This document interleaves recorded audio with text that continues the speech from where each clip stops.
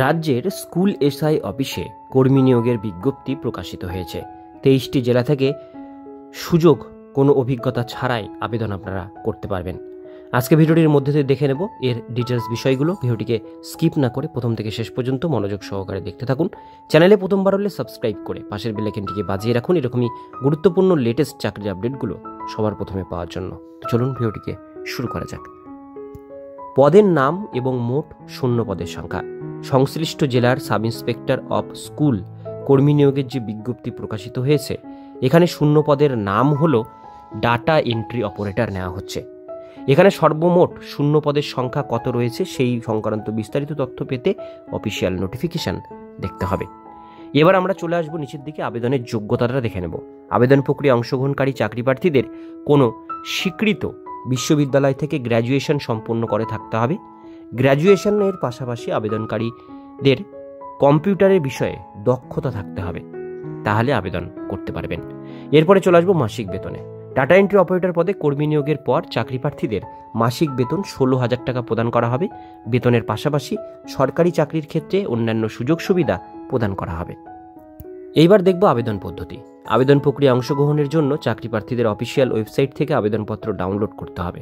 আবেদনপত্র ডাউনলোড করার পর সেখানে উল্লেখিত আবেদনকারীর নাম, ঠিকানা ও শিক্ষাগত যোগ্যতার তথ্যগুলো পূরণ করতে হবে। আবেদনপত্র পূরণ হয়ে গেলে তার সঙ্গে প্রয়োজনীয় নথিপত্র যুক্ত করে নির্দিষ্ট ঠিকানায় জমা করতে হবে। আবেদন সংক্রান্ত বিস্তারিত তথ্য জানতে অফিসিয়াল নোটিফিকেশন দেখুন। আমাদের ভিডিওর ডিসক্রিপশন বক্সে অফিসিয়াল নোটিফিকেশনের লিঙ্ক দেওয়া রয়েছে, সেখানে ক্লিক করে আপনারা দেখতে পারেন।